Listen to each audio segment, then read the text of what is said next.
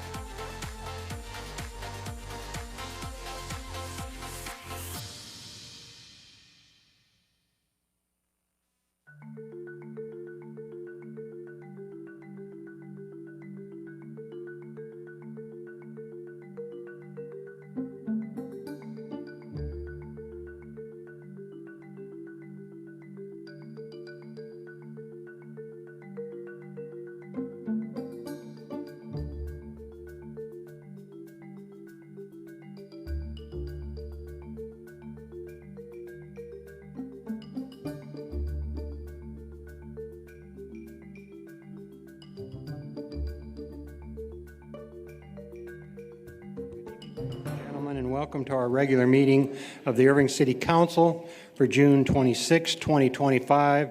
It's truly a pleasure to have each and every one of you with us this evening. Sinead, do we have anyone signed up for organizational service announcements? No, sir. Okay. If you would please stand, the invocation this evening will be given by Pastor Sonia Dickerson of the Day Spring Family Church here in Irving.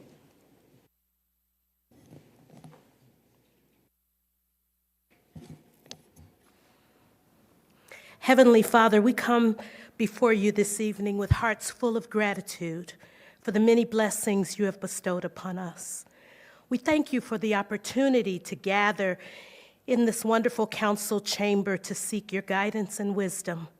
We acknowledge your sovereignty over all things and recognize that without your direction, our efforts are in vain.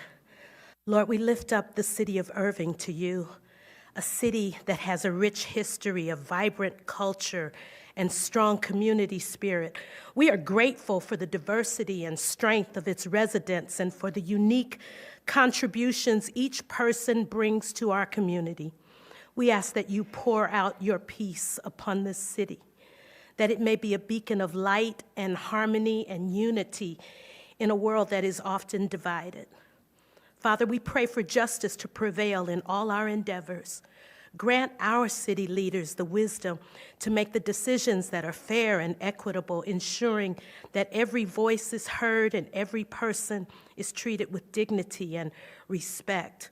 We thank you for policies and practices that uplift the marginalized and provide for the needs of our citizens. May we look at decisions from all sides and do what's best for our city and our residents. We ask for your divine wisdom to rest upon our mayor, Rick Stoffer, and each member of this Irving City Council. Give them clarity of mind and purity of heart as they deliberate and decide on matters that affect our city. Bless them for their willingness to serve. May they be guided by a spirit of service, always putting the well-being of the community above personal or political gain. Strengthen their resolve to lead with integrity and with compassion. We pray for unity among the council members, city officials, and all residents of Irving. Bind us together with cords of love that cannot be broken. As we approach our agenda items, may we work collaboratively, setting aside differences and focusing on our common goals. May the spirit of cooperation and mutual respect permeate all of our interactions, creating a strong and cohesive community. We lift up the future of our city and its residents. We pray for continued safety and well-being of all who call this great city of Irving their home. Lord, protect our children, our elderly, our families, and our neighborhoods from harm. Provide for those in need, offering hope and resources to the vulnerable. Empower our leaders to create a future that is bright and promising for all. As I conclude, Lord, I humbly ask for your guidance and for you to illuminate the path of our leaders and grant them the discernment to follow your will. Let your presence be a constant reminder that we do not lead alone, but under your watchful eye. May everything we do bring glory to your name and benefit to our beloved city of Irving. In the name of Jesus we pray. Amen. Amen. Thank you, Pastor Dickerson. If you'd please remain standing, Councilman Webb will lead us in the pledges. Please join me in the American pledge to the American flag. I pledge allegiance to the flag of the United States of America and to the republic for which it stands, one nation under God, indivisible, with liberty and justice for all. Now the Texas flag. Honor the Texas flag. I pledge allegiance to thee, Texas, one state under God, one and indivisible. Thank you, Dennis. Before we continue the meeting this evening, I want to recognize Kyle Taylor and Brad Lamorges, so I'll be coming around to the front.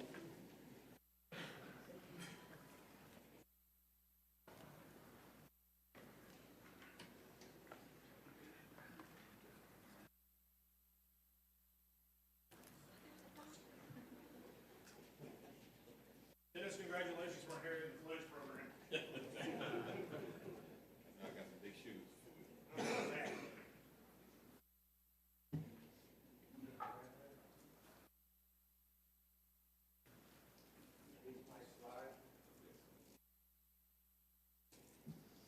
Well, I can talk pretty loud. This is in recognition of outstanding leadership to Brad Lamorges. It is presented the Irving City Council Service Award for his years of service and selfless dedication to the residents of Irving. Irving City Councilman Place 2, 2022 through 2025. I've had the opportunity to work with Brad on several occasions, and he really does bring a lot to the community. He does a lot of research. He has really stepped up and was involved very much this year with our RTC and making sure that we have the transportation we needed. Almost 15 years ago, there was talk of doing a U-turn around 635 in Beltline. It was talked about, it was approved, but it wasn't until he got it funded about a year ago that we actually have that U-turn up around us. So Brad has done a tremendous job in working for us when it comes to transportation. He also has done a tremendous job in working with us through the legislature. He also is one of those that uses AI.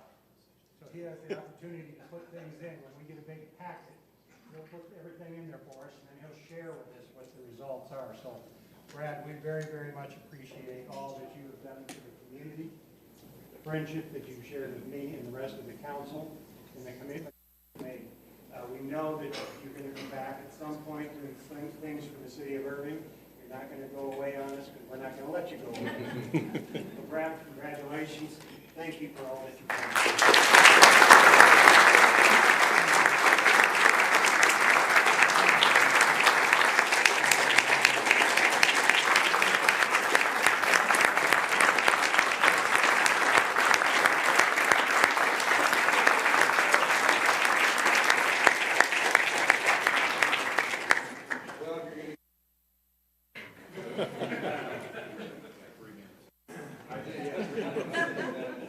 Well, fortunately for you, I asked AI to roast the Irving City Council, but I left those notes back to you all. Brad. Thank you all. What do you want to do, state his name and address? Yes. Hello. Thank you. Thank you all. It's an honor and a privilege, and I think if you serve the right way, it's a whole nother job that a lot of people don't realize what goes into it. And I would say like 96.2% of the input is absolutely great from Irving residents. Some of it not so great.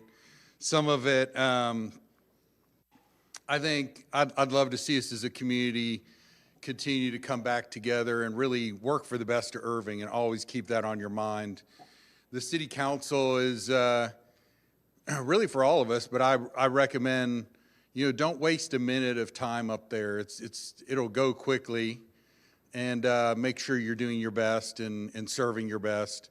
Congratulations to John, Adam, and David, and I think we're we're in great hands moving forward, and they're going to do a great job, and really excited to get some time back for me, although I will continue to help in whatever way I can or whatever's best, particularly with AI, plug stuff in and analyze things or go to the legislature. So we're going to have some challenges. These guys are going to be facing it.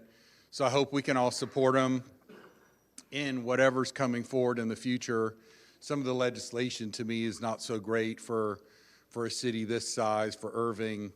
And so hopefully they'll be able to address all that in the best way for everybody. But again, thank you for everything, and I really appreciate it. It's been great to serve with everybody. The staff is phenomenal here, and really appreciate everybody. Thank you.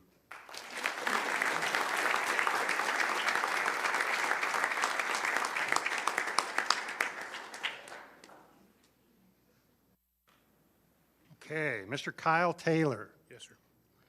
In recognition of outstanding leadership, Kyle Taylor is presented the Irving City Council Service Award for his years of selfless dedication to the residents of Irving. Irving City Councilman, place 7, from 2016 to 2025. Now, Kyle was here when I came back and had the opportunity to work with him. And Kyle's one of these guys that he believes in being with the people. We've had a lot of challenges in his district where we've gone through and dug up people's yards and raised the bridges and all these type of things that really upset a person when they see what happens to their yard, when they see what happens to their traveling every day. But the drainage was so important to the neighborhood, we were able to take over 2,000 homes out of the floodplain. Kyle was always there to work with the neighborhood. He was always there to make sure that our staff was there to explain what they were doing, why they were doing it, and how they were doing it. And it was important to me to know that we had someone like that who was working with the neighborhood. And so, Kyle, I really appreciate your commitment to working with the neighborhoods and working with the homeowners associations in that area. I also want to recognize Kyle for his commitment as chairing the Finance Committee. The Finance Committee is not an easy committee to chair because there's a lot of responsibility that goes on with that. You sit on several different boards, you work with the bond council. There's a lot of time that goes in when you start serving on that committee. And Kyle was right there, made sure that we had everything that we needed. He was very instrumental in making sure that he worked with staff. We were always able to receive our AAA bond rating. And Kyle, I really, really appreciate your commitment to our city and your friendship. Thank you.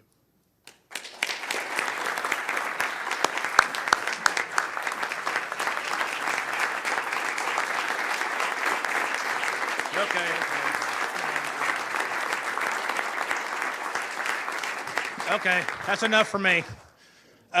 First of all, Rick, I want to thank you for this. Give me just a little bit of latitude. First off, I want to thank Oscar Ward, who served with me on council, who was a great mentor to me and showed me how you spend time with your constituents. I know David Palmer is here tonight, too. I want to thank David Palmer for all of those conversations. First of all, talking me into doing this. For all of those conversations in his house, understanding how things work and move in the city because he was on there before me. So I wanted to, Phil Riddle's another one. I wish he was here tonight to thank him. I'd be remiss if I did not thank John Danish and my friend Alan Meager, who served with me when I was on council and taught me. John and I like to argue about stuff, and Alan was a good friend of mine, but I am who I am because of those people. I also want to take some time to thank the directors in the city for the job that you do. You make us look good. I cannot thank you for how many bullets you took from me from the residents in the neighborhoods. So I want to thank all the directors. Shanae, I want to thank you and your team for always putting up with me, answering my phone calls. Cece, special shout out for you for boards and commissions.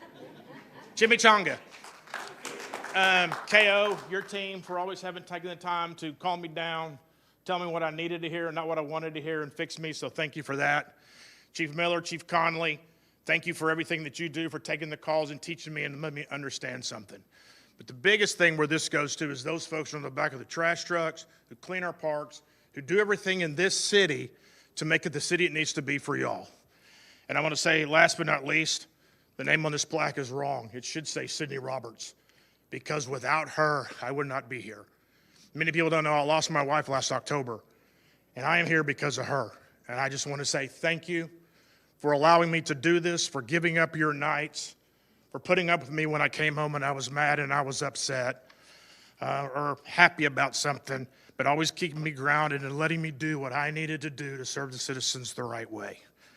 So thank you for this. I'm not going away. I will be here. You guys may get tired of me after a while coming up and telling you some things. But again, and lastly, the residents of District 7, thank you for trusting me and letting me serve y'all for 9 years. I know I didn't get everything right, but I put every heart and soul and effort into it I could to make sure I got it right. So thank y'all. God bless the city of Irving.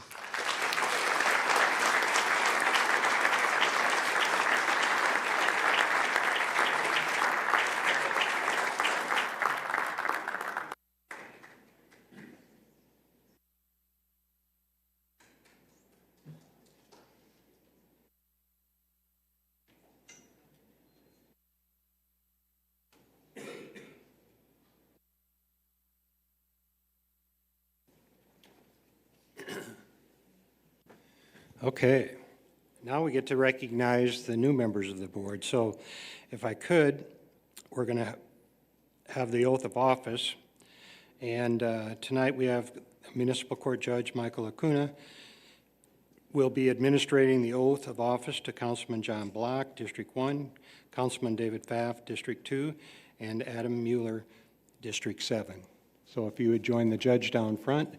If you have family members with you that would like to come forward as well, please have them do so. Good evening, Mr. Mayor, honorable members of council. Okay, it is my honor to administer the oath of office. If I could ask Councilmember Block first to come down with anyone else he wants on the podium. So John is first.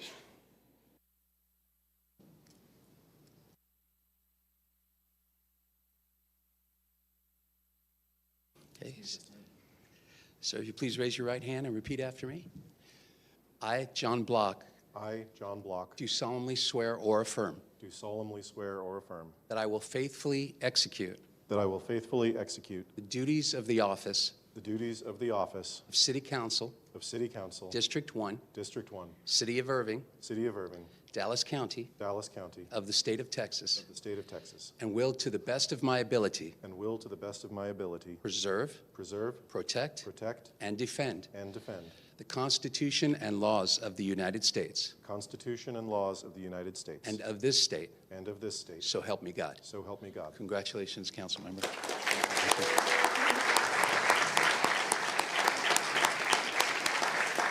And now ask Councilmember Pfaff to join me, please, and anyone else you want up on the podium.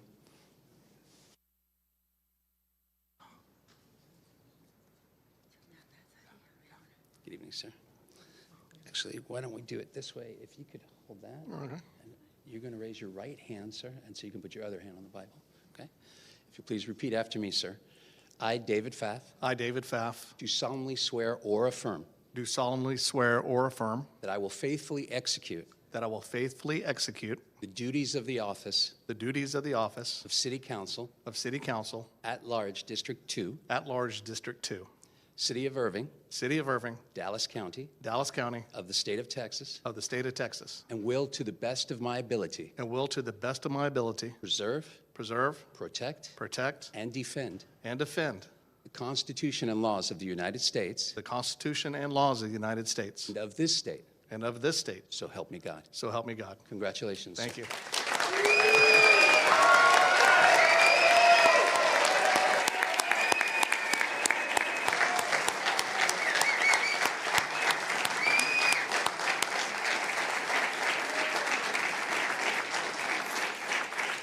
Now ask Councilmember Mueller to join me, please. Yes. And anyone else you want on the podium?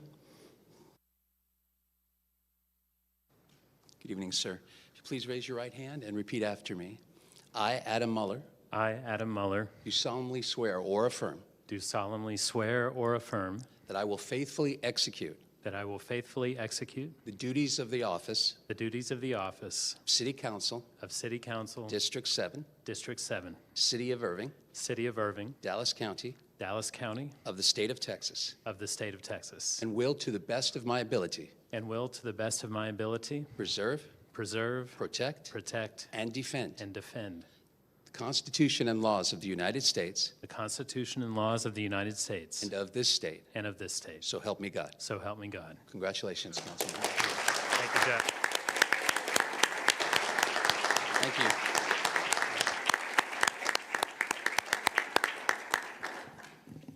Okay, we're going to take about a 20-minute break. There's cake and refreshments over here, so we'll come back about, let's come back about a quarter to 8.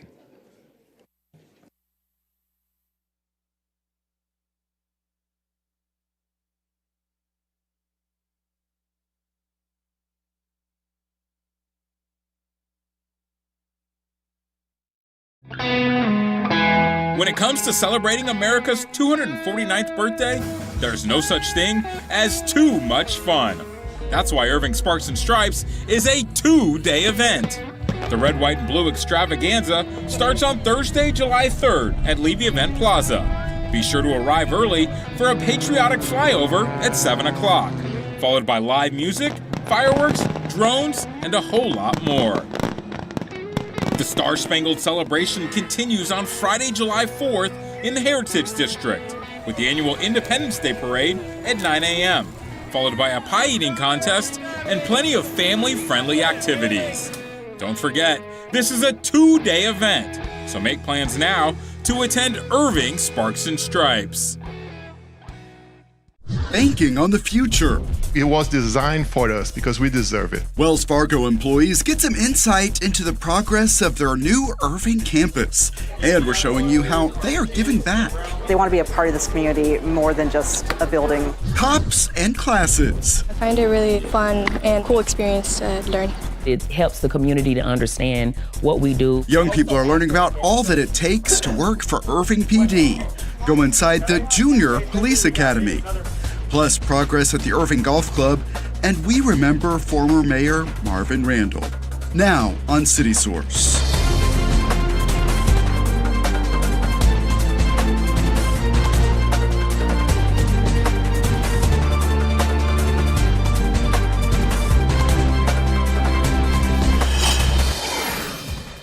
Local businesses make the latest Fortune 500 list, as some call Irving the headquarters of headquarters.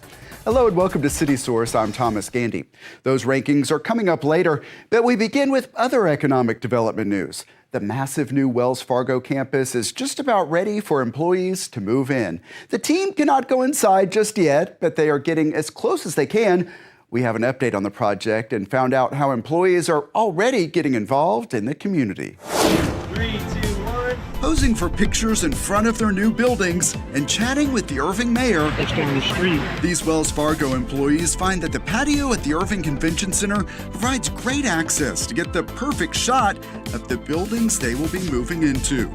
The nearly $500 million campus will bring together Wells Fargo employees from a lot of smaller sites across the region and add jobs. I'm super excited with the new campus. Inside the Irving Convention Center, employees got some updates. This is a massive effort. We're moving 4,500 people into those two gorgeous buildings across the street starting in August, and will be finished by the end of September. You are very, very fortunate that you are literally 2 to 3 months away from kind of migrating to, in space that's a bit average, not great, to something that's kind of world class. I was able to go into some of the floors and it's amazing. It's great. It's prestigious. But there is another big part of this story. Today is really about community. Today is our biggest backpack build we've ever had. We're partnering with our friends at Wells Fargo, and we're building over 3,500 backpacks. That's a record for the Irving Schools Foundation. They are filling backpacks as part of the annual Supplies for Success campaign. As we show you each year, the Irving Schools Foundation distributes backpacks to local families to help them out. This year, the foundation believes this effort will help them serve a record number of families. Each year we grow and grow with the need growing in our community, and so our goal this year is to build at least 7,500 backpacks. Along with supplies, the students will receive handwritten notes created by these Wells Fargo employees for inspiration and encouragement. And it's clear these team members are motivated and make quick work of all of this. 29 minutes. Can y'all believe it? 3,500 backpacks in 29 minutes. 5, 6. The employees also take part in some fun team building with the MacArthur High School Cardettes. Many of you have never met other people who you might be on the same line of business. And this may be a way to bring them all in step. Or I see you in the back, yep. On this day, they are feeling all of the superlatives. It's going to be fantastic. It's gorgeous. It's beautiful. It's nice. As they prepare to make their move into these buildings in Irving. Something that I genuinely believe is a world-class campus. The annual collection of supplies for the Irving Schools Foundation's Supplies for Success campaign continues. Drop off donations at any Irving fire station. Find out more at irvingtx.gov/supplies. Donations that do not go into backpacks are used to restock the community to classroom store at the Irving Schools Foundation warehouse. Teachers can go there to pick up supplies they need for their classrooms. Irving has a new mobile app. You can download it from your app store by searching for Irving TX Gov. One of the main benefits of the new app is to make it easier to report concerns such as high grass and weeds or abandoned vehicles. After creating an account, select a type of concern, add your comments, photos, and the location, then choose how you would like to be notified. Once submitted, city staff will respond and provide updates. Again, find the app through the App Store at Irving TX Gov. Also through the app, you can easily access commonly used services. And keep in mind, you can also report concerns through the new city website at irvingtx.gov. This is a look at the homepage. You will notice the vibrant colors and updated design. Right in the middle is a good place to start. It's called Choose Your Adventure, and it will connect you with popular attractions and activities. You will also find more eye-catching links to ICT and videos in the video section. Again, the new website is irvingtx.gov. There are a lot of different divisions to the Irving Police Department, and that means there are a lot of lessons the community can learn about what officers do. An annual program offered by the department is specially created for young people during the summer, and we checked it out. Anything you enjoyed about the class thus far? It's a different type of summer school. It's called the Junior Police Academy, and it's an opportunity for young students, grade levels 6th through 8th grade, that are interested in policing. The Wolfpack were a bunch of motorcycles. During this week-long academy here at Bowie Middle School, the young people get to learn about a lot of the divisions of the Irving Police Department. This session is about the motorcycle unit. Teach you from the ground floor of just how to ride a motorcycle to doing advanced maneuvers, high-speed maneuvers. Well, let's start off with this, right? Students also get to see what the tactical team uses, including this robot and the huge vehicle known as the Bear. There's about 10 to 15 of us in here with all of our gear on. I think it's great. It teaches a lot about the police and the stuff they do, like the Bear. It's a really cool vehicle. The classes are often hands-on and interactive, except when it comes to this next part. But I'm excited to see the canine dogs. This is K9 Vito. He's from the Netherlands. He's in. The students have a lot of questions about Vito. They'll usually work up to 10 years. All his commands are in Dutch. Most of the ones for police departments are going to be like your Belgians, German Shepherds, and your Dutchies. And then we learned Vito is not into being on TV. You don't like that. So our crew stayed back when it came time for Vito to show how he can help nab suspects. Sharp skills demonstrated for sharp students. These particular students are chosen to be in this program based off the school resource officers. So the schools that they go to, they're nominated to come. And a lot of these participants have similar career goals in mind. Oh, be a police officer or a SWAT team. I want to be a police. Now I like it. I want to be a canine officer when I'm older. I want to be a police officer because I want to help the citizens and feel more comfortable and safe in their community. We will need the help even when it's their opportunity to become police officers. So that's great. What's been your favorite thus far? The Bear. Who? The Bear? Okay. Did you guys go up in the Bear? You climbed up? Okay. Even if the young people ultimately choose other careers, They are building their understanding of police work and its role in the community, all as a result of their involvement in Irving's Junior Police Academy. The fact that they're interested, they have a level of respect for police officers. It's inspiring. It's inspiring for sure. Yeah, in addition to what you saw in that story, students learned about drone and crime scene operations, found out about the bomb squad, and more. Learn about other initiatives of the Irving Police Department on our IPD playlist at youtube.com/the City of Irving. The Irving Police Department's Family Advocacy Center is working to move forward after a tornado severely damaged the building back in March. The team there is planning a fundraising lunch on Saturday, July 12th.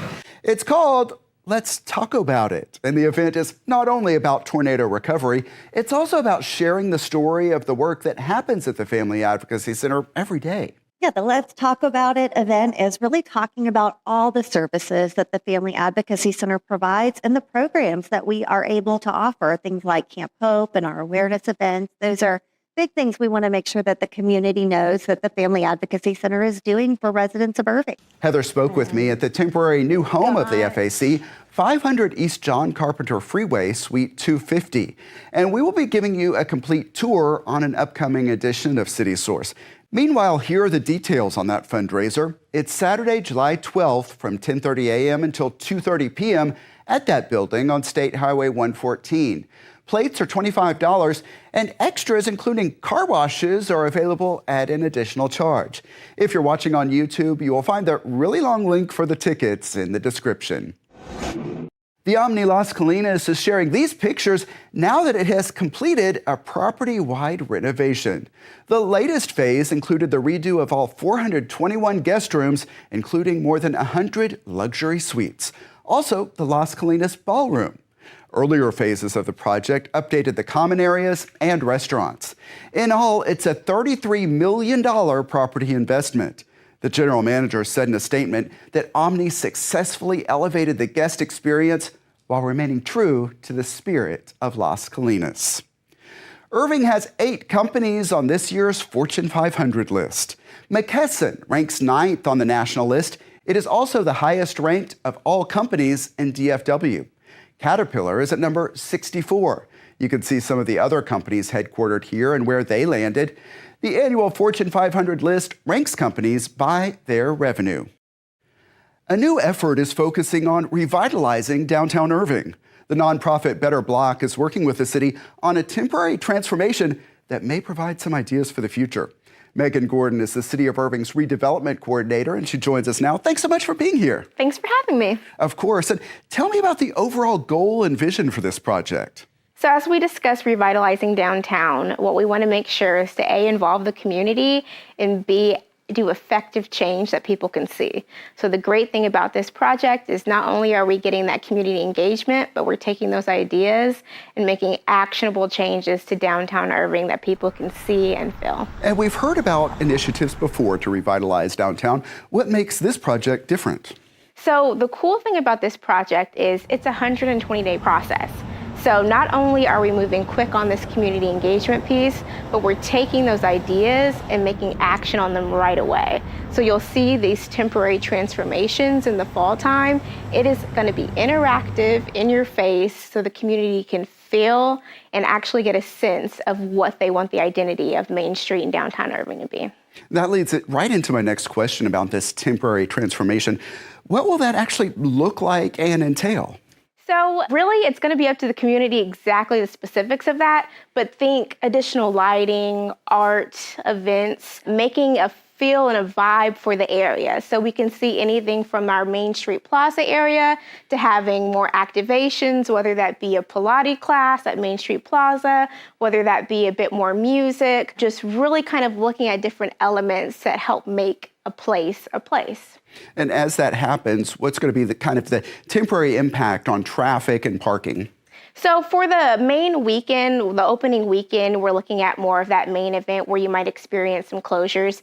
But kind of post that, it really is working with our businesses to ensure that parking is the main priority for everyone and everything remains accessible, and that we're adding to the charm of downtown and not taking away anything. So although there will be some temporary closures with all those activations, nothing too large or impactful. And again, the point of this is to find that happy medium of creating that community space while also making sure our businesses are really engaged in that process. So we have that combination of people stewarding our businesses and enjoying Main Street as a whole.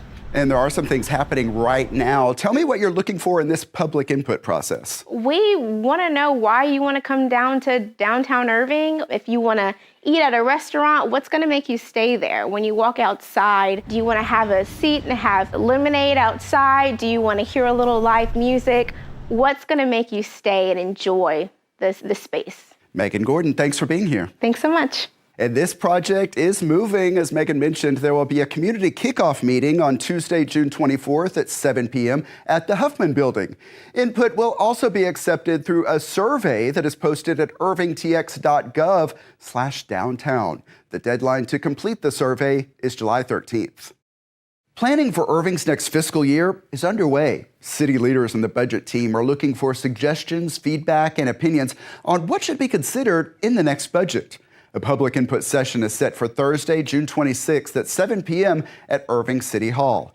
Adoption of the budget is scheduled for September, then the new fiscal year begins on October 1st. Learn more about the current budget at irvingtx.gov/budget. Irving's Independence Day celebration, called Sparks and Stripes, will be 2 days of red, white, and boom. Thursday, July 3rd will feature fireworks and a drone show. And new this year, a patriotic flyover. Also, music by country singer Cafe Anderson and the high-energy Midtown 10. Your ICTN team will stream the event live on YouTube so people can also watch at home. Friday morning, July 4th, will be the downtown parade, followed by live music, games, and more in Heritage Park. Find parking information and a lot more details on both events at irvingtx.gov/sparks. The Irving Golf Club is attracting more visitors. Robert Sheik looks at what is making it so popular. Local golfer Mike Banis loves teeing it up at Irving Golf Club. Greens are great, fairways are cut well. So much so that he regularly makes the roughly half-hour trip from his home and trophy club to play here. The price for what you get, it makes it worth the drive. All of us came from all different parts of the area just to come to Irving to play golf. Mike's not alone. Since reopening in 2019, following an extensive renovation, Irving Golf Club now hosts more than 40,000 rounds of golf annually, nearly 7 times more than before. It's no longer a secret. The hottest golf course in the Metroplex, I would say, is right here at the Irving Golf Club.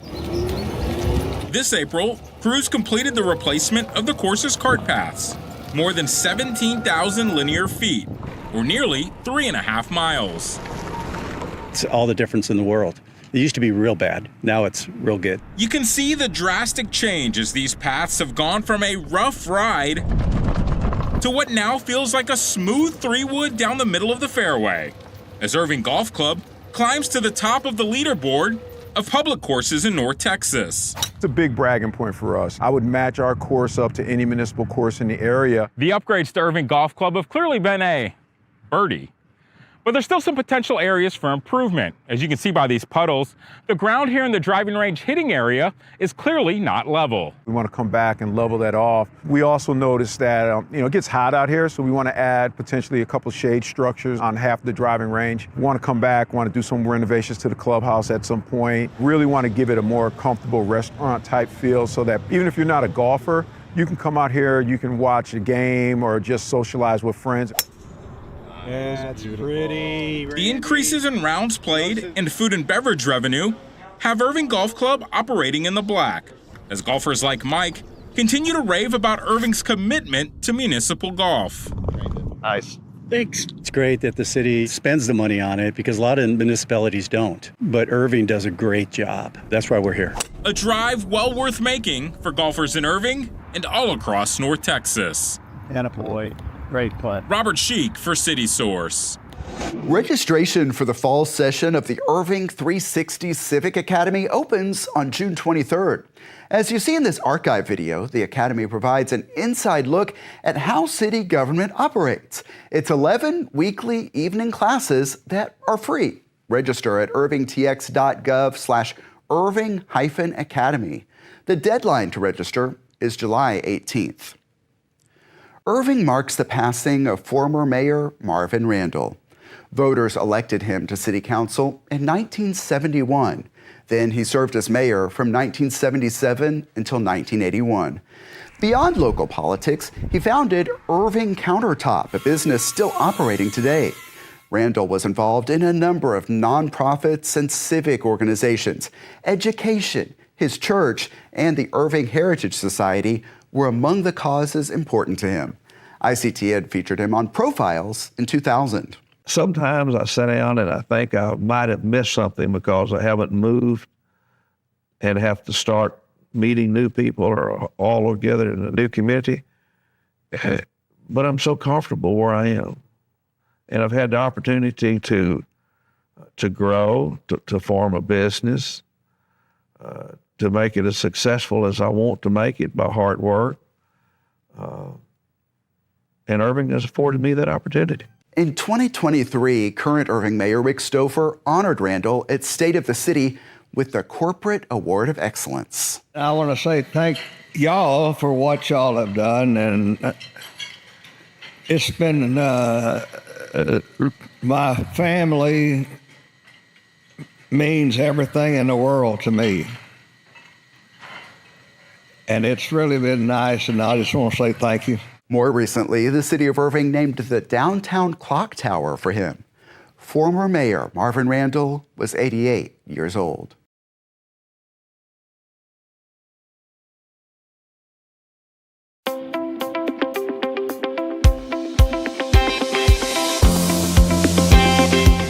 Welcome to ICTN's Pets of the Week from the Animal Care Campus. I'm with Egan Dobson from Irving Animal Services and Tosca. Tell me about Tosca. Yeah, Tosca, she's about 2 years old. She's a German Shepherd mix, and she's absolutely perfect. She loves other dogs, and we actually consider her one of our helper dogs. So she helps us make sure and see if another dog's dog friendly, because she's really calm and chill, and obviously she's a big cuddle bug. Yeah, it seems really intelligent just in what I've been able to see so far. You're one to shake, aren't you? Yeah, she's so silly. She wants more and more love, and that's how she tells everybody.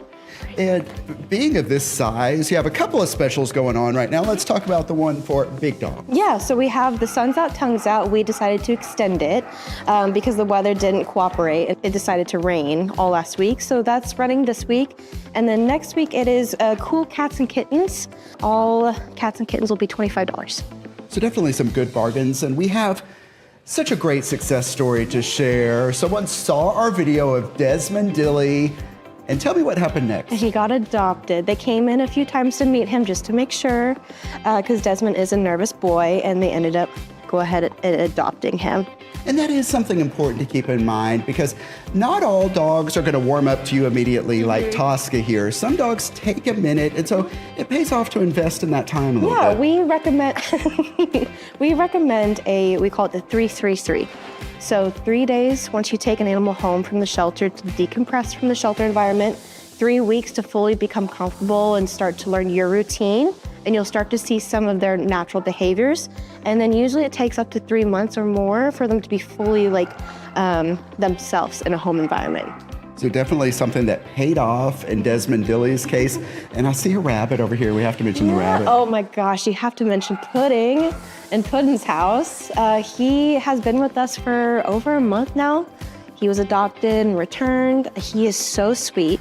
He loves people. He immediately comes up to you when you walk into his home. But he's available for adoption, and he's only $25. All right. So many choices, so many opportunities at the Irving Animal Care Campus. Thanks so much, Egan. No, thank you. And you can find the Irving Animal Care Campus at 4140 Valley View Lane. You can also check out the websites you see on the screen for the latest operating hours and to see more adoptable animals. New restaurants are open at the Toyota Music Factory. On the next edition of City Source, see the ribbon cutting celebration. Also, get a look inside the temporary headquarters of Irving's Family Advocacy Center after a tornado forced the relocation of the staff. And we'll have highlights of Sparks and Stripes. Those stories and much more next time on City Source. Here's how to connect with us, and please make note of our new email address. It's ictn@irvingtx.gov. Our YouTube channel is youtube.com/the City of Irving. We hope you will subscribe and hit that like button on the videos you watch, and we always appreciate it when you leave us some positive comments. And you could look for updates on events and initiatives across the major social media platforms at the City of Irving. And that's it for this edition of City Source. Thanks for watching. Stay safe, and we'll see you next time.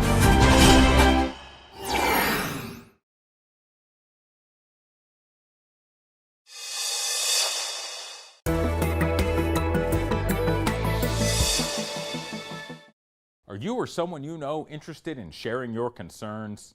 Well, good news! The City of Irving has just made it easier than ever for you to report those concerns, thanks to the new Irving TX Gov app. Just grab your phone and head to the App Store or Google Play, search Irving TX Gov, and download the app. Then create an account with your name, email, and password. From there, it's as simple as tapping Report a Concern and entering your non-emergency issue. Again, non-emergency issue. Select the type of concern and add any important details, like the location or relevant photos you've taken. If you'd like to be notified of the city's response, go into account details and set up notification preferences. And while you're on the app, be sure to check out the latest news and upcoming events right here in Irving. At home or on the go, the Irving TX Gov app keeps you in the know and engaged with your city. So download the app today.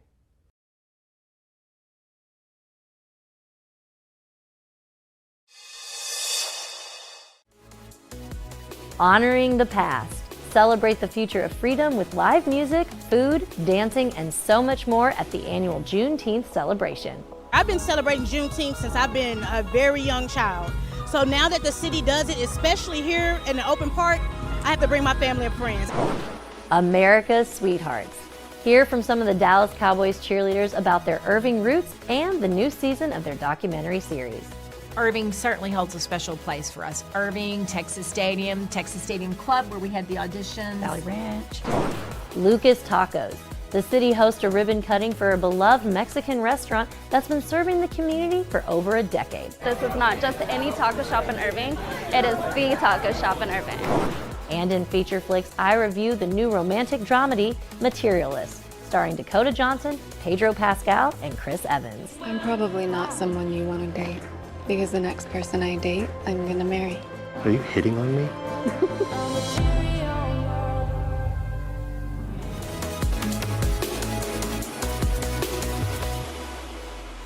Hello everyone, welcome to Irving Spotlight. I'm Susan Stevens. We begin tonight with an event that honors the rich history of the African American community here in Irving.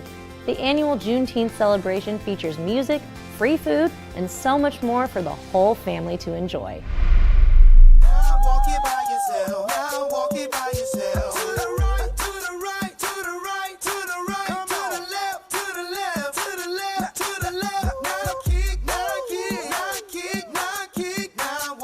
We want to really celebrate Juneteenth in a different way than we have in the past. So we're having it at two different events across the city. We've always had a celebration out at Bear Creek or out at Georgia Farah, but we wanted to expand across the city so more people realize what we have, what's going on, and get involved in the celebration. We're here to just bring the thought about our freedom, our independence, and come together as a family just to enjoy live music. You have vendors, In and Out is here again, and just enjoy the sun.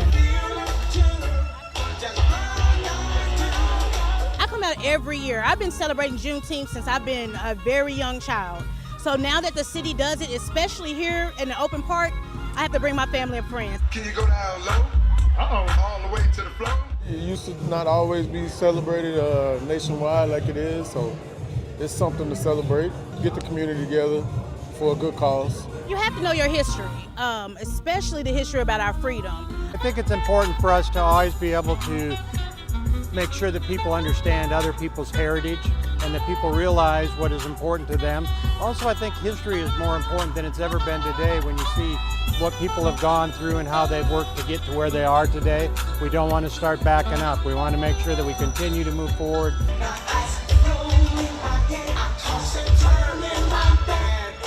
Juneteenth means celebration. It means life. It means unity. It means a good time, positive vibes, and I love it. It's important for everybody to come out and see the fun that's going on and enjoy that everybody's having. Kids are enjoying themselves, nice little breeze, music is great. Another part of history we're recognizing is the Dallas Cowboys cheerleaders. Long before the hit Netflix series America's Sweethearts, ICTN was capturing the audition right here in Irving. And last year, the Irving Archives and Museum featured the iconic uniform at their Cheer Couture exhibit. I had the opportunity to speak with the DCC about where it all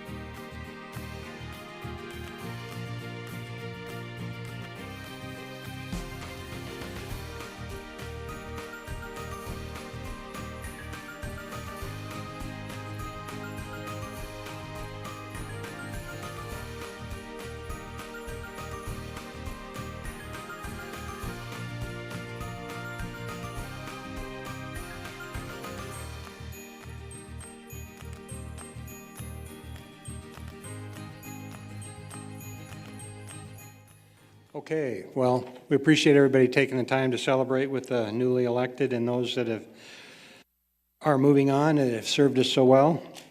The next item on the agenda is public comments. Sinead, do we have residents who would like to speak this evening?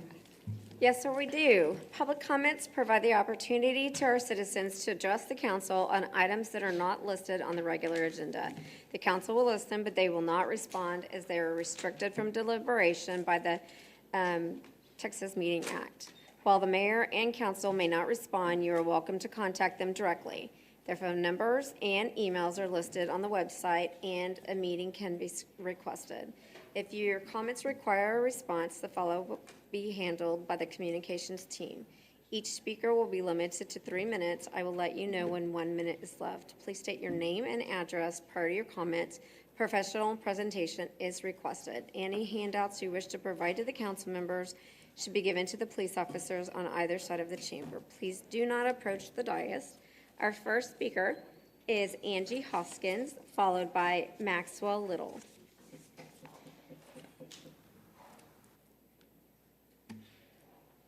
She's up at the... Just a minute, we'll make sure. We have a 2313 West 11th Street. Mayor, city council members, and city staff, thank you for allowing me to be here. This is my first time to speak, so I am a little nervous, so be patient. I'll try not to make any mistakes. I grew up in South Irving. Main Street was a place to be. It was hopping in the 70s and 80s. I shopped there. I worked at McDonald's. I went to all the festivals. I loved it. I remember standing next to Troy Aikman to order potato skins. It was an amazing time to grow up. Recently, I visited Heritage Park. Haven't been there in a while. And I was shocked to find there were no benches. I couldn't find a place to sit. I'm mobility challenged. I am disabled. I was really disappointed. I didn't know why the benches had been removed, but then I found out why. It made me a little sad, actually. I rely on these benches no matter where I go because I can't walk very far. I feel like I've been banned from that area now. I can't go to travel. I can't go to eat, to shop. It makes me feel pretty isolated. I want to visit all parts of Irving, but we need to make it accessible for everyone. I urge the city to continue to try to do better, to show compassion, love, concern, and mercy for all residents of Irving, the housed, the unhoused, the healthy, the sick, and the disabled. I love Irving. I want to see it a blessing for everyone.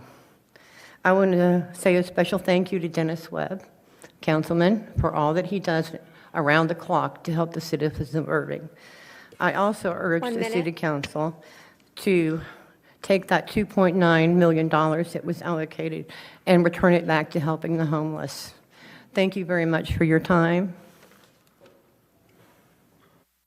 Okay. Maxwell Little, followed by April Sanderson.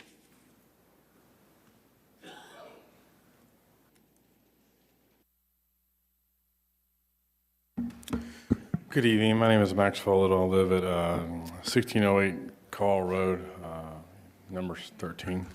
I'm trying to see if you can put the pictures on the screen.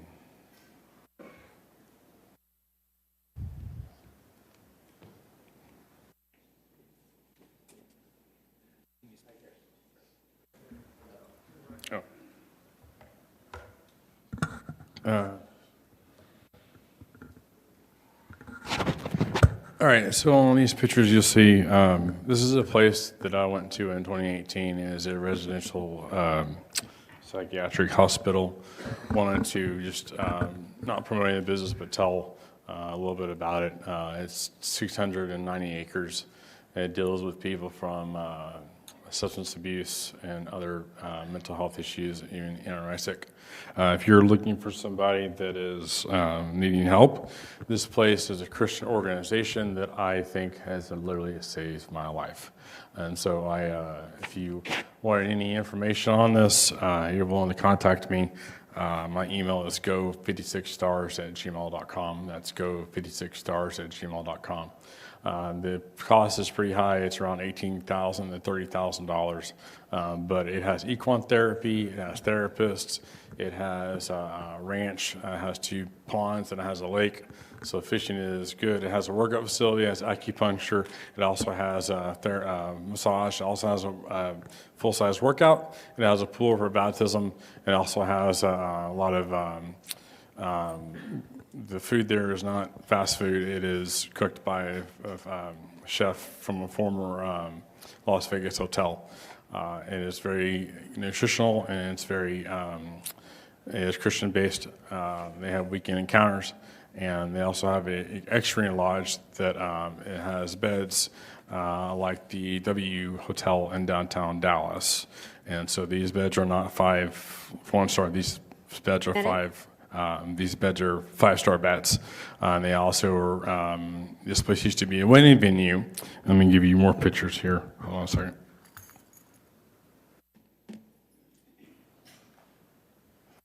This is their, where they have breakfast, lunch, and dinner, and weekend encounters. And that's the chapel, cottage, woods, horses. It's very, I trust what they do, and they help people like me. And so, like I said, it's a very, very wise decision I made. And so thank you for your time. Thank you. April Sanderson, followed by Fergus Scully. A little shorter. My name is April Sanderson. I live at 1208 Jeffrey Trail. I'm in District 7. Good evening, Mayor and City Council. My husband Dane and I have lived in Irving our entire lives, and we've raised our families here. We're deeply rooted and care deeply for our Irving community. For the past 5 years, Dane and I have volunteered with Life Change Housing and run the inclement weather shelter that's located at Christchurch, Irving. Through that work, we have come to know many neighbors that are experiencing homelessness. And I say neighbors intentionally because they are part of our community. They live here just without the safety or dignity of a home. We have met people with developmental disabilities who just keep getting lost in the system. And these are people that need consistent support and advocacy. We have seen, come across individuals, become to know individuals that have entered rehab, that we've helped become clean, sober, and have now returned to the community to be contributing members. We have come across the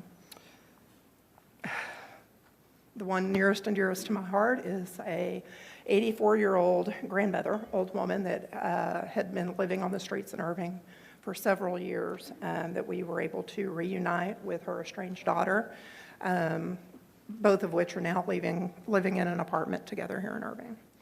So we have,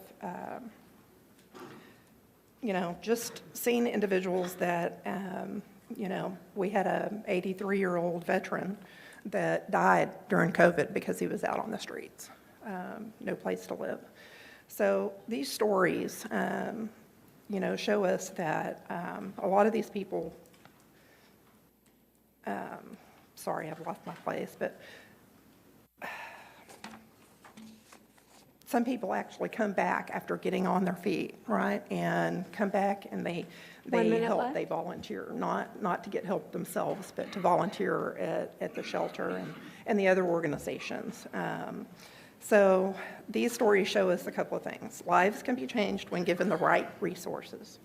Many people want to work and regain stability. What they need is the support and a path forward. Today you discussed a clean and safe strategies for responding to homelessness in downtown. And of course, we all want a clean, safe, welcoming city. But the issue's bigger than just downtown. It's a moral and civic responsibility. Sweeping people out of sight is not a solution. Making conditions uncomfortable won't make them disappear.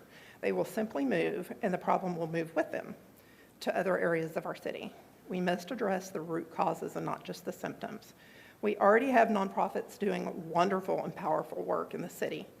There's Steve Allen with Life Change Housing, who's successfully housed well over 100 people in the last 18 months, almost single-handedly, by the way, compared to what I believe was reportedly 15 that were housed by the city of Irving in the same period. There's Lana Hansen. 3 minutes, Ms. Sanderson. Who helps individuals at the day center. That's 3 minutes. I need you to sit down, please. Thank you. Fergus Scully, followed by Susan Motley.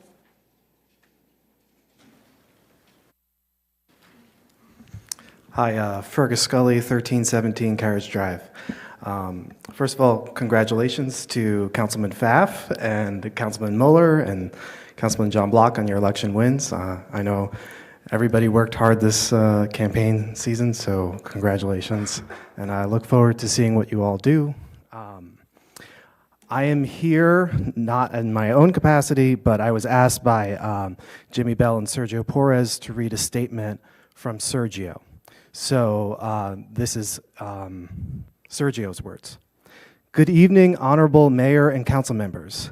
I'd like to address the ethics complaint filed regarding the financial contributions received by my campaign. What the complainant failed to consider is that this election cycle included both a general election and a runoff. The contribution in question was intended to cover outstanding debt from the general election, as well as expenses incurred during the runoff. My actions were fully in compliance with the Section 253.15B of the Texas Election Code, which explicitly allows the acceptance of contributions beyond standard limits and timelines as long as they are designated to retire campaign debts or election-related expenses. And I have the receipts and documentation to establish all of this as accurate. The council should recognize this complaint for what it truly is, the weaponization of the city's ethics ordinance by partisan politics for the purpose of baseless political attacks that does not withstand scrutiny under the Texas Election Code. This kind of political attack is exactly the kind of thing that discourages participation in our local politics.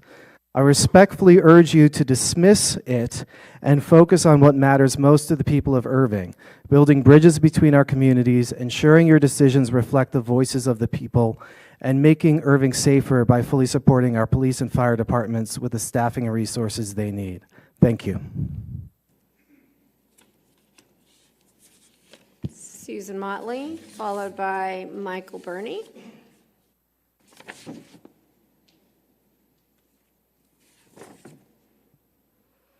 Mayor, Councilman, Susan Motley, 2617 Still Meadow. First, congratulations to the returning John Block and to the new council members Adam Muller and David Pfaff.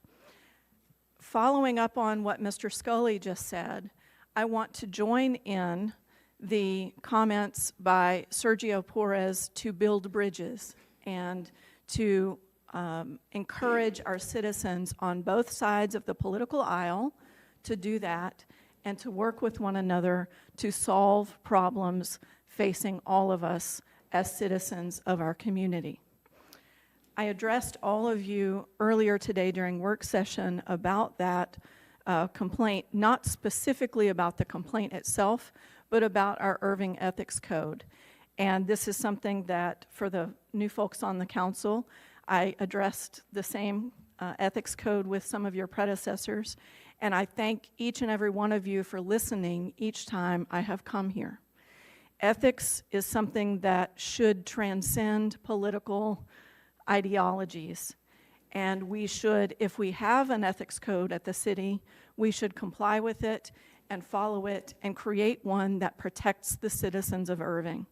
That's all I encourage you to do. I want to read the preamble just to orient folks who may not be familiar with that code and to encourage the two of you who are going to continue working on this further to keep the preamble in mind as you do that work.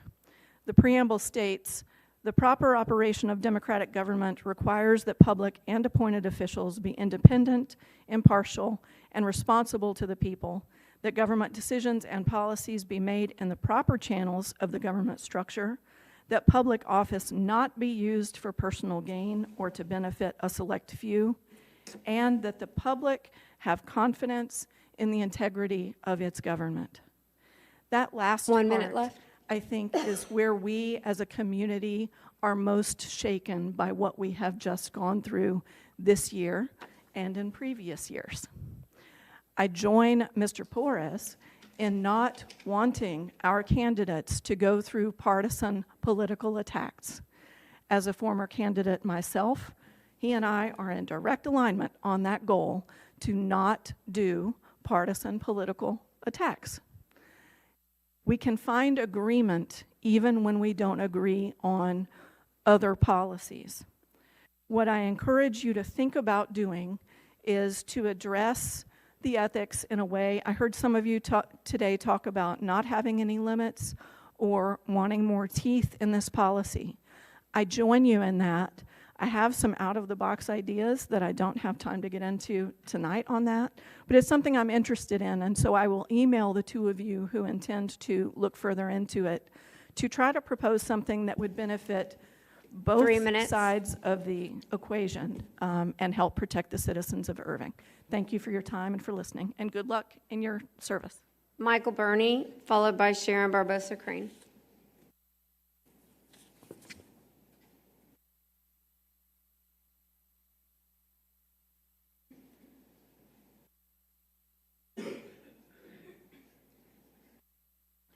Michael Burney here. Hello, thanks for having me.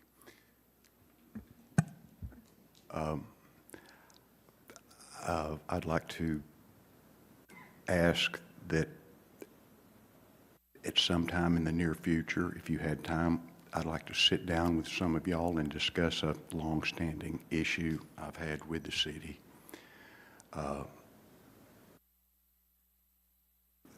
It concerns water. It concerns water in my backyard. It's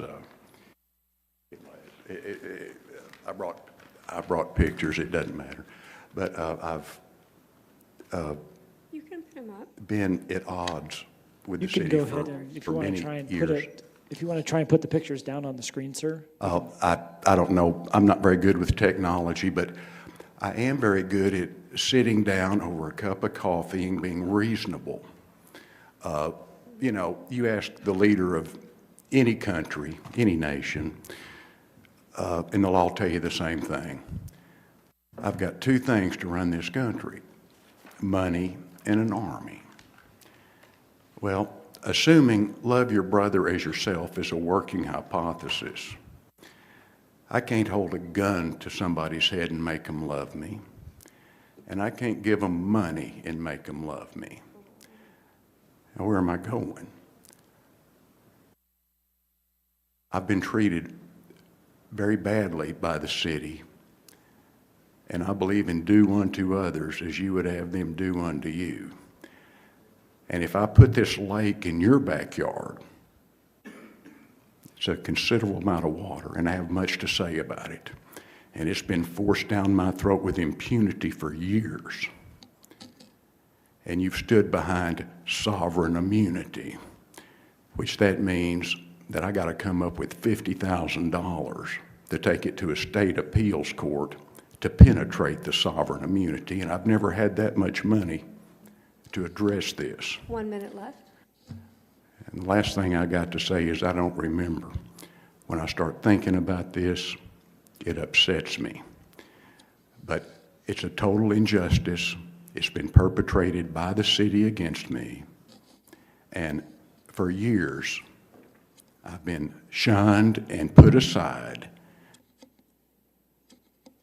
And it's time we sit down and reasonably settle this. Would you buy a house that every time it rained, it had a lake in the backyard? Could that be considered a taking? You can see the trees in the picture. I've lost several of them due to root rot, and that's confirmed by a certified arborist. I have engineering reports showing 3 minutes. all the things that I'd like to talk to you about. You've been in the wrong for years. It's time to get right with me. Have a nice day. Mr. Burney, thank you for coming down. Mr. Burney, what I'd like to do is, April, could you please assist Mr. Burney and Trevor? Trevor's part of our municipal drainage utility. Mr. Burney, if you have a few minutes right now, I'd like to have April and Trevor get with you to talk to you. All the time in the world. Perfect. Thank you. Sharon Barbosa Crane.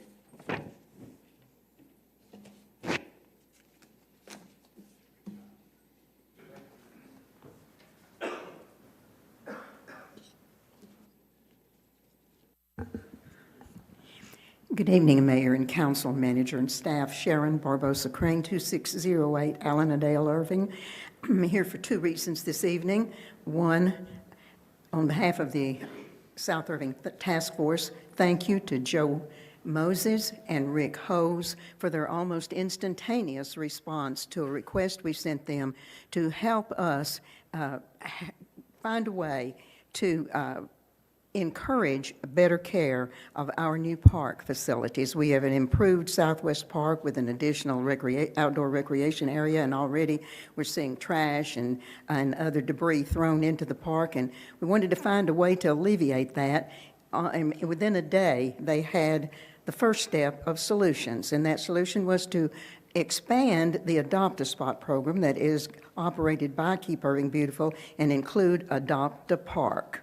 And so now you will soon see the official rollout of Adopt a Park program, encouraging people to do just that. That's not saying that everybody has to go out and spend all their time cleaning up somebody else's mess, but we volunteer for so many things. We can volunteer with this.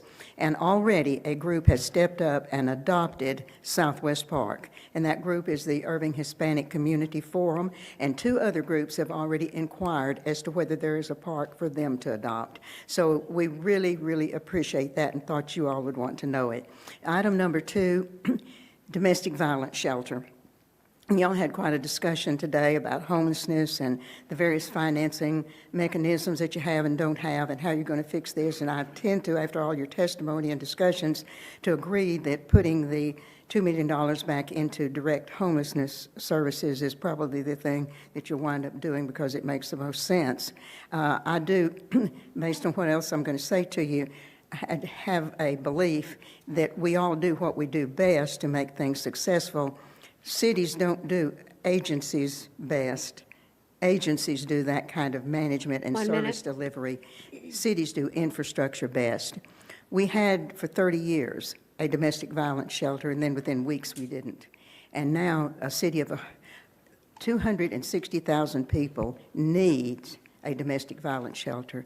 And what we would like to do is, and especially for me, because it's very personal with me, I would ask you to make that a priority. When we built the first one, we didn't have any federal money.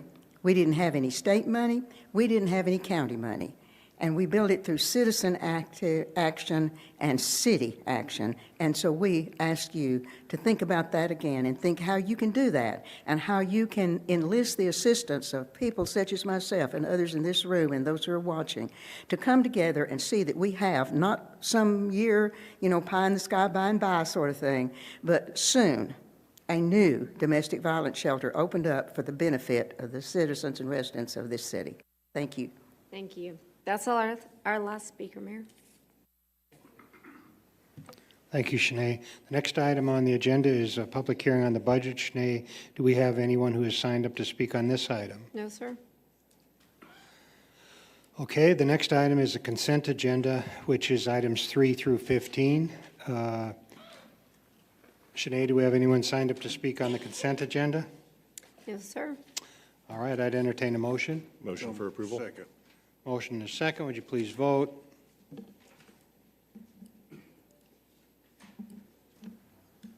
And it passes unanimously.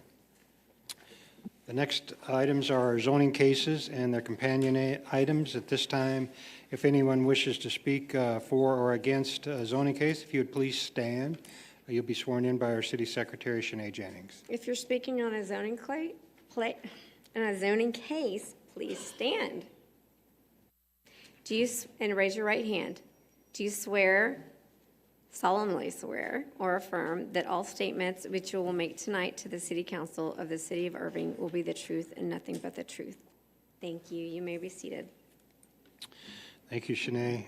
Item number 16 is Resolution 2024-373 PL, considering a preliminary final plat for Fleming Villas Addition, approximately 2.738 acres, located at 330, 404, and 418 Fleming Avenue, and 2005 and 2009 East State Highway 356. Shanae, do we have anyone signed up on this one? Not that I can see. We had a great discussion on this afternoon. Is there a motion? Motion for approval. Second. We have a motion and a second. Would you please vote? And it passes unanimously. Item number 17 is an ordinance 2025-111-ZC, considering a zoning change from SP1 RAB detailed site plan restaurant with the attendant accessory uses of the sale of alcoholic beverages for on-premise consumption, convention center, retail, entertainment, hotel, restaurant, and related uses to SP1 RAB detailed site plan restaurants with the attendant accessory use of the sale of alcoholic beverages for on-premise consumption, convention center, retail, entertainment, hotel, restaurant, and related uses to increase the size of the tenant space in Building A2, Suite 100, 300 West Las Colinas Boulevard. This is the Music Factory. Shanae, do we have anyone signed up on this one? No, sir. I would entertain a motion. We have a motion and a second. Would you please vote?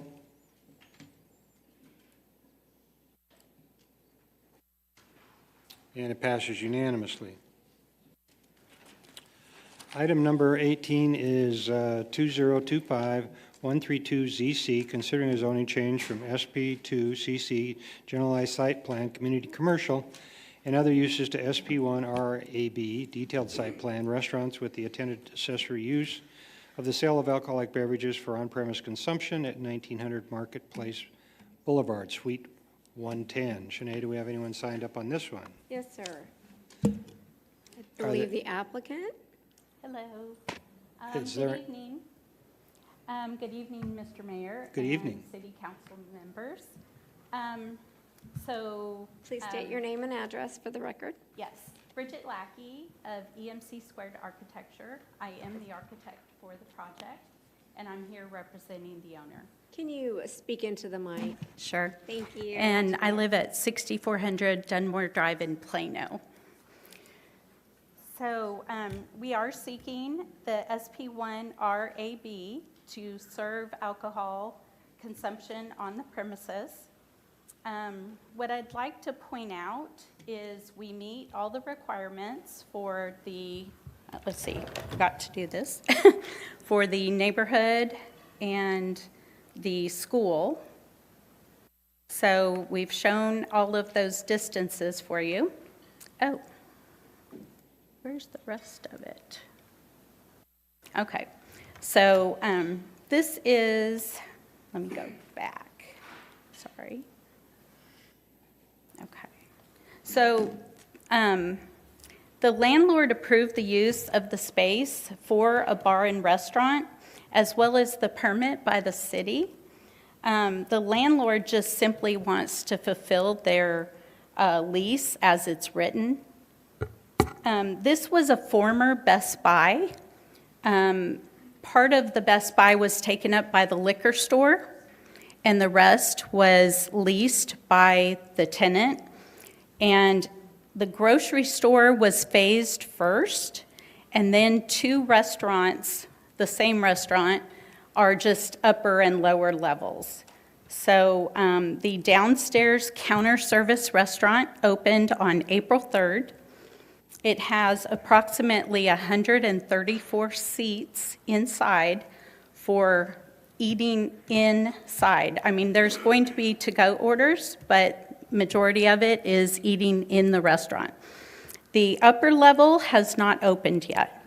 It's still in process. But this is no different than an eataly with a grocery store and a restaurant inside, or a counter service at Rudy's Barbecue where they serve alcohol. It really is just the same concept. And I'd like to point out that there's an RAB 2 doors down from this location. It's in the trampoline park, and then there are 2 pad sites out in the parking lot with, also with full bars. So, and then this, I don't know if you can see it. I can't see it very well, but this is the separate entrance into the restaurant. So the grocery has its own entrance, and so does the restaurant. So it currently, here's the counter service on the lower level. It currently has a BYOB, and we would just simply like to turn that into an RAB, an SP1 RAB. So currently what's happening is people are going next door to the liquor store, and they're bringing it into the restaurant. We would like to recommend that this goes forward for approval to consume on property, on premises, and pay the taxes from the restaurant. So just a reminder, there was no community opposition to this RAB. The owner and the tenant received no reason 6 months ago for why this received disapproval. So if there are any concerns, I would love to address them now rather than waiting 6 months again. Okay. Al, you have comment? Okay. Is the restaurant operational? Yes, yes. Since April 3rd, it has been operating. Okay. And obviously BYOB? Yes, sir. Okay. Now, I know that area very well, and it was, like you say, Best Buy and all. Mm-hmm. The reason you didn't get it passed 6 months ago is because it didn't fit in that area. And so, Okay. grocery store, if you just go right around the corner, you're going to see a half a dozen major restaurants that are serving and a much more sit-down restaurant that has the RAB. I will be opposing this because it doesn't fit, and you're trying to just slot it right in again. At the end of the day, I'd feel a lot better if you were operating and you had that kind of restaurant, not grocery store, and then try to kind of put things together. So at this point, I will not vote for this. Okay, so they do have separate entrances, so you do acknowledge that. And there is a lower level with 134 seats, an upper level that will come to about 77 seats. And that is not open yet, and that is where the bar is. The formal restaurant and bar is upstairs. I do know there's a Delphi Lounge in the parking lot that is full bar. It is also an Indian restaurant. Yes. Okay. Okay. I do know that, and it's quite large. So it's not that I'm against the concept, but you're not operational, and so at this point, the fit's not there. So, but I thank Okay. you for coming before. That's why we didn't pass it the first time. Thank you. Dennis? Yeah, Mayor, I'd like to make a motion for approval. Is there a second? Second. Is there any discussion? Okay, we have a motion and a second. Would you please vote?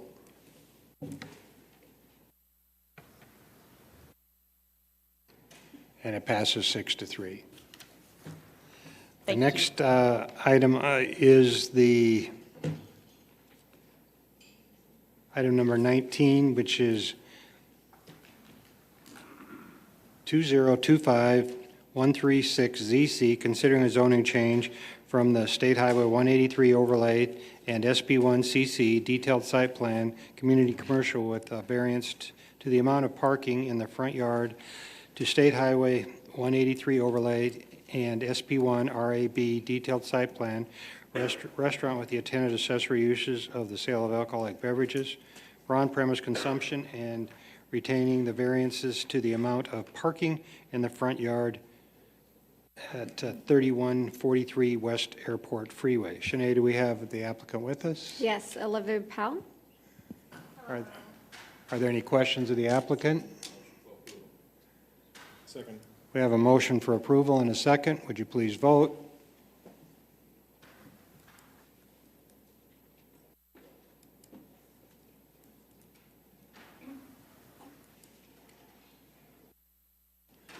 And it passes unanimously. Item number 20 is a resolution to the appointment to the Irving Library for an unexpired term. Dennis, you have a motion? Yes, sir.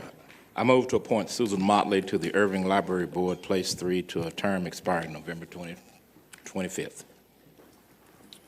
I have a motion. Do I have a second? We have a motion and a second. Would you please vote? Mayor? Yes. Oh, I'm sorry. I'd just like to make a comment real quick.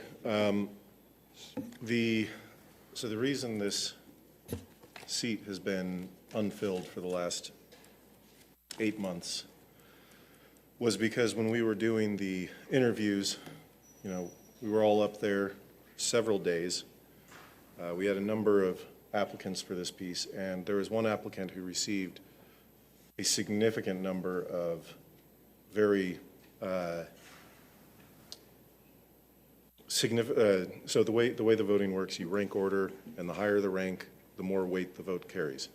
There was an individual that received a lot of high-ranked votes that was later polled for reasons that if we had known about during the interview, that would have changed our votes. So Councilman Taylor and Lamorgis decided we're just going to let this one sit because with the remaining applicants, we did not have a true representation of how that ranking would have played out if we had known all the information we had during the interview process. So I think that was the right move to just wait, get more applicants this year, and fill it in November. So for that reason, I cannot support filling it, and so I just wanted to explain where my thinking is, and for the record. Al. Yeah, John, I agree with you, because usually we get together and make this decision together, and this was not done, even though I talked to Dennis. But I'll be joining you, not supporting this either. Mark. Yeah, I agree with Councilman Block and Councilman Zapata on that we should leave the seat open and then go through the regular interview process in the fall, and then look at the candidates we get then, and then do our normal process. So first of all, I got a question for Al. Did I hear you say you will not be supporting it? That's correct. But in the work session, you said you would support it. I told you I said, and then I reversed it because of what I just got through. Okay, so let me tell you what I have. I have a sheet. Each of y'all have a sheet. Yes, we had an interview process. I have a sheet that has 5, especially 3 of them top selections for appointment. These are people that have already interviewed. Okay, from my perspective, I see no reason to leave this seat open until November when we got candidates on a list that we have that we all interviewed. And so to say we want to just wait until November and interview a whole lot of new people, why, is my question, when you have candidates who was in that process who were placed on a list as alternates, and they should have the right to be appointed. And that's why I made the recommendation that I made. Now, I'll tell you why I made the recommendation that I made out of the people that we have. I looked at questions on each one of their sheets, which all of y'all have a copy. And I looked at 2 questions. First question says, how many years have you lived in Irving? 38 years was this one. List any community activities you have been involved with. Irving Heritage Society, past president. Current board member, Irving League of Women Voters. Past president, current member. Current member, NAACP. Past recipient of the President's Award. Past Freedom Fund luncheon speaker. Current member, Veterans Memorial Park Committee. Current secretary and former candidate, Irving City Council, District 4. I look at the next one. How many years have you lived in Irving? 8. List any community activities you have been involved in. Through my church, Arise, Laundry Love, Free Medical Clinic. That's the second one. The third one, how long you lived in Irving? 15 years. List any community activities you've been involved with. NA. So what I'm looking at here is efficiency and the fact that we have 3 candidates who all interviewed, and they're the top 3 that's left. And as far as I'm concerned, Susan Motley, which was the first one, is the one that I believe should be appointed to the library board. Mayor? Yes. I want to clear the air between you and I, Dennis. You represented to me you had 5 votes, and you don't. Excuse me? That's what I said to you. So don't represent something you don't have. Okay, but you said that you was going to vote for it today, so Yes, if you're going to have after you told integrity, me. why don't you keep your After integrity? you told me what you said you had.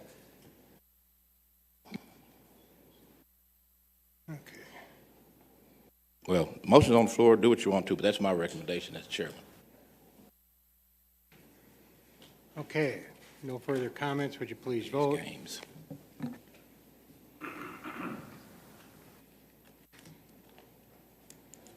And it fails 4 to 5.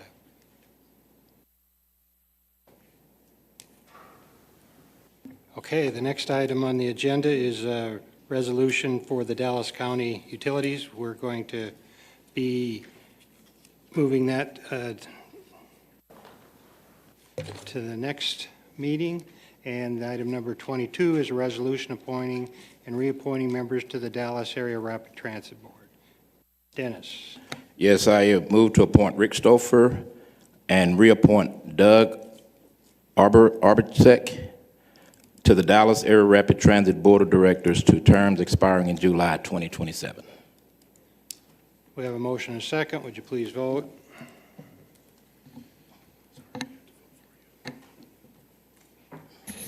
And it passes 8-, and I'm abstaining from the vote since it's for myself. All right. That brings us to the end of our meeting, and we stand adjourned.